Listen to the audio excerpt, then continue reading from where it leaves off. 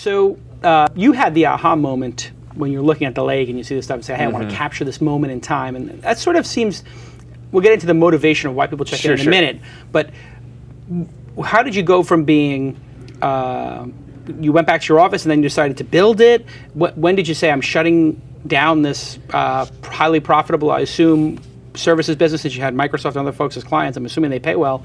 And how did you make that jump as an entrepreneur from I'm going to have clients and it's a pretty easy life, and then I'm going to do something totally speculative, which is I'm going to start a company and try to make a business out of it? It was a big leap. And so we actually, one of our, it wasn't our first product that had been born out of this consulting company. We had done an invoicing product, and we had dabbled in some games on Facebook. And so, we had a little bit of an experience, building stuff for ourselves. This one was interesting in the sense, like, once we decided to make it, there was 10 of us working at the company at the time. We were in Dallas, and we launched it in Austin at South by Southwest about 1.5 years ago.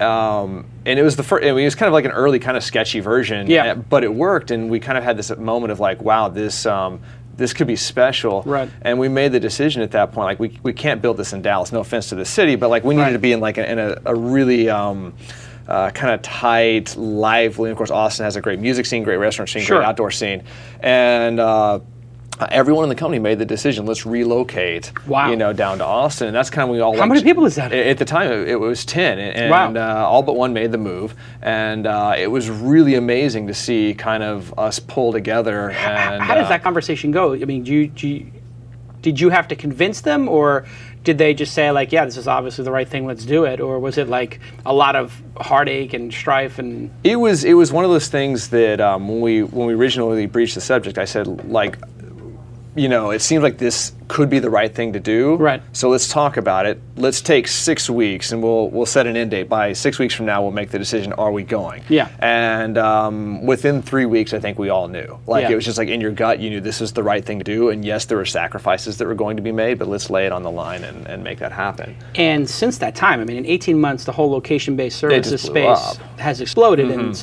basically Foursquare, Facebook, I guess Looped is got very small amount of traffic right now. I think the check-in became kind of like this big thing that everyone saw. That it was kind of taking off, and my kind of general thought on that was, Facebook made just the general act of sharing kind of ubiquitous, and then Twitter reduced that down to like this even easier 140 characters, and then checking in was like almost one step more mindless than that. I'm like, I'm just here, and like give me one big red button, and if I want to, I can fire that out. And so I think that's why and of course the catalyst was honestly the iPhone, and then Android coming after that, of like truly these location aware phones that gave us the granularity and the technology to actually build these things.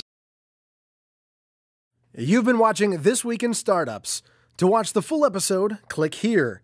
To check out some other shows from This Week In, click here.